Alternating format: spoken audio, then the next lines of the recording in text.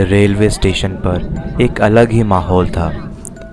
चारों ओर लोग अपनी अपनी ट्रेन पकड़ने की जल्दी में स्टेशन पे भाग रहे थे, तो कुछ अपनी ट्रेन के इंतज़ार में बैठे इधर उधर देख रहे थे।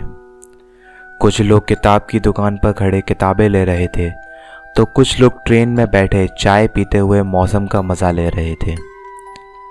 और इन्हीं सबके बीच सुमित बेसब्री से अपनी ट्रेन के आने का इंतज़ार कर रहा था। मौसम ख़राब होने की वजह से आज ट्रेन थोड़ी लेट हो गई थी। आज बहुत सालों बाद सुमित अपने गांव यानी अपने घर जा रहा था। जीवन में कुछ पाने की चाह में समय कब बीत जाता है पता ही नहीं चलता। तभी सुमित के पास खड़ा एक व्यक्ति बोला, अरे यार, ये ट्रेन भी ना कभी टाइम पे नहीं आती। और फिर बोला, भाई साहब, आप भी अपनी ट्रेन का इंतज़ार कर रहे हैं? सुमित बोला, जी भाई साहब, पूरा 1 घंटा लेट है। और इन्हीं बातों में सुमित को ट्रेन का हॉर्न सुनाई दिया और तभी अनाउंसमेंट हुई, कृपया ध्यान दीजिए, 12,310 Patna Rajdhani express Kanpur central Mughalsarai. Train आई और सुमित अपना सामान लेकर ट्रेन में चढ़ गया। ट्रेन में जाकर सुमित अपनी बर्थ पे पहुंचा और अपना सामान रखने लगा। तभी ट्रेन अपने रास्ते आगे बढ़ने लगी और ट्रेन के हॉर्न की आवाज़ में स्टेशन से आती लोगों की आवाज़ें कम होती गईं और ट्रेन स्टेशन पार करके आगे चलने लगी। अभी ट्रेन कुछ आगे गई ही थी कि सुमित की आंख लग गई और वह अपने बर्थ पर लेटे लेटे सो गया। लगभग 2 घंटे बाद जब उसकी आंख खुली तो देखा ट्रेन अभी भी चल रही थी, पर रफ्तार कुछ कम थी। उसने इधर उधर देखा तो आसपास भी कोई नहीं था, बल्कि पूरी की पूरी बोगी खाली पड़ी थी। और तभी ट्रेन रुक गई। सुमित ने खिड़की से बाहर देखा तो एक छोटा सा स्टेशन दिख रहा था और वो भी बिल्कुल सुनसान, दूर दूर तक कोई नहीं। सुमित अपनी सीट से उठा और किसी को ढूंढने लगा और अपने कोच से दूसरे कोच में गया तो वहाँ पर एक ट्रेन स्टाफ मिला। तो सुमित ने उससे पूछा, अरे भाई, ये ट्रेन के सारे पैसेंजर किधर गए? तो ट्रेन स्टाफ वाले लड़के ने सुमित को ऊपर से नीचे तक देखा और एक अजीब सी आवाज़ में बोला, सोना नहीं चाहिए था साहब। ये सुनकर सुमित को थोड़ा अजीब सा लगा। वो बिना कुछ बोले अपने कोच में गया, पर ये क्या, कोच तो लोगों से खचाखच भरा पड़ा था और लोग अपनी अपनी बर्थ पे सो रहे थे। सुमित को एक धक्का सा लगा कि क्या ये कैसे, मतलब अभी तो कोच खाली था और अब? वो ये सब अभी सोच ही रहा था कि वही ट्रेन स्टाफ वाला लड़का सामने से सुमित की ओर आ रहा था, हाथ में कुछ कंबल और चादर लिए। ये देखकर सुमित पीछे मुड़ा और फिर आगे और उस लड़के से बोला, अरे सुनो, तुम तो पीछे वाले कोच में थे ना, आगे कब गए? तो उस लड़के ने सुमित को फिर ऊपर से नीचे तक देखा और बोला, साहब, मैं तो आगे वाले कोच में ही था और पीछे तो मैं जा ही नहीं सकता क्योंकि मेरी ड्यूटी इस कोच में लगाई गई है। लगता है सर आप नींद में हैं, आपको आराम की ज़रूरत है। और ये कह वो वहाँ से चला गया।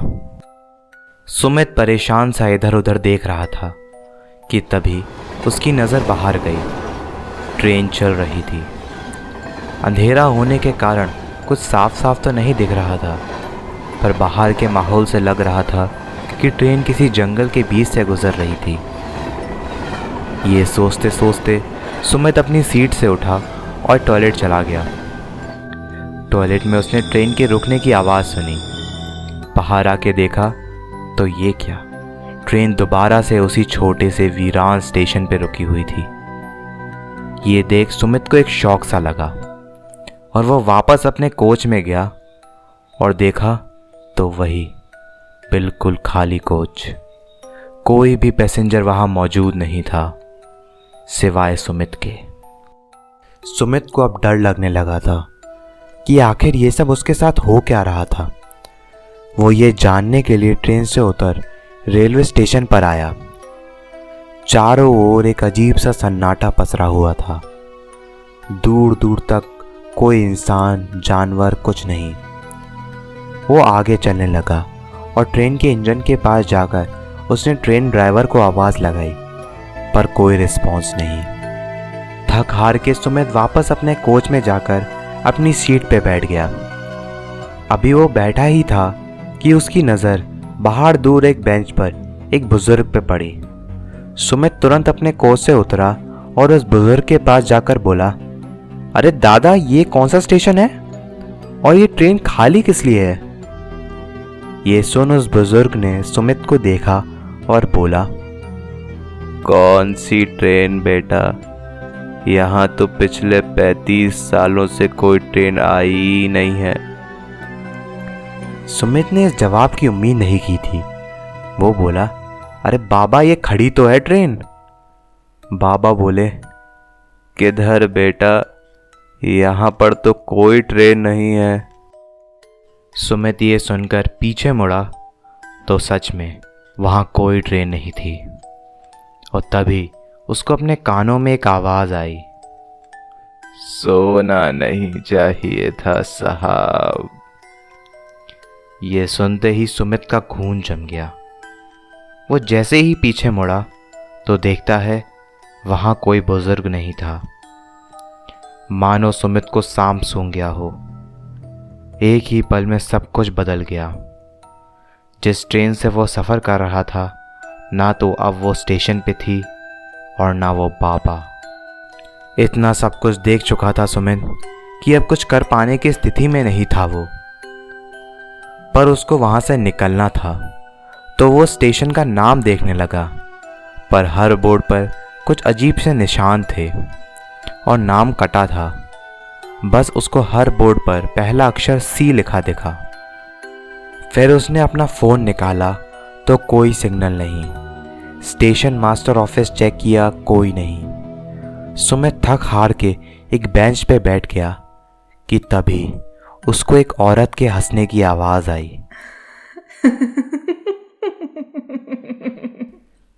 सुमित पसीने से तरबतर इधर उधर देखने लगा और तभी उसकी नज़र सामने के प्लेटफॉर्म के बाद वाले जंगल पे गई। वहाँ कुछ हलचल हो रही थी। सुमित बिना देर किए प्लेटफॉर्म से बाहर भागा और बाहर आते ही एक मूर्ति की तरह स्तब्ध खड़ा रह गया। क्या देखा ऐसा सुमित ने बाहर आकर? क्या सुमित इस अजीब से रेलवे स्टेशन से बचकर जा पाएगा? ये जानने के लिए स्टोरी का अगला पार्ट देखना ना भूलिए।